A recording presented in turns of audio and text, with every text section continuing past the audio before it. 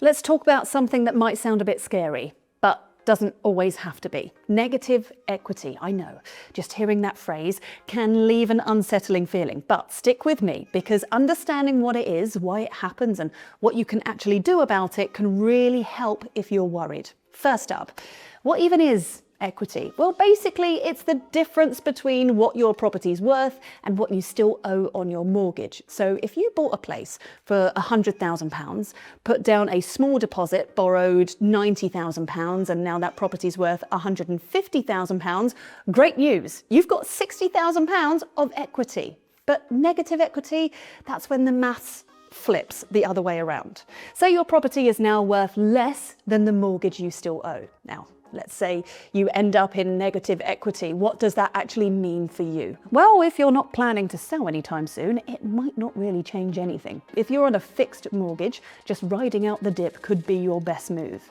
Property values tend to recover over time, so keep making your payments and you'll slowly chip away at what you owe. However, if your mortgage deal is ending soon or you do need to sell, then things can get a little bit more complicated. Remortgaging might be tougher if you're in negative equity, and you could end up stuck on your lender's standard variable rate, which is usually more expensive.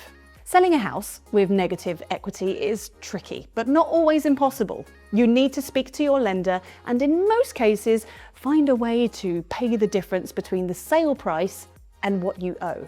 Some lenders might let you transfer the debt to your next home. This is called a negative equity mortgage. But remember, you'll need a deposit for the new place and you'll still owe the shortfall from the last one. You could also look at overpaying your mortgage. Even small overpayments can help reduce what you owe faster. Just check with your lender if there are any limits or penalties. If you've got savings, you might be tempted to use them and knock a chunk off your mortgage. Just weigh that up against keeping enough money aside for emergencies. Another option is renting out the property if your lender allows it.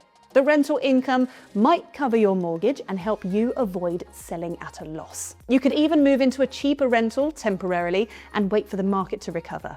And then there's the home improvement route. Making upgrades like a kitchen extension or loft conversion could boost your property's value, but this isn't guaranteed.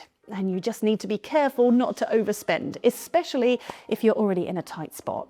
At the end of the day, negative equity isn't ideal, but it's not the end of the world either. It doesn't mean your financial future is doomed, and there are a lot of things that you can do. The key is to not panic. Talk to your mortgage provider, get advice that's tailored to your situation, and remember, if you don't need to sell, waiting it out is often your best bet. If this video helped clear things up for you, give it a like and subscribe to our newsletter in the link below to stay up to date with all things property. We've got you covered every step of the way.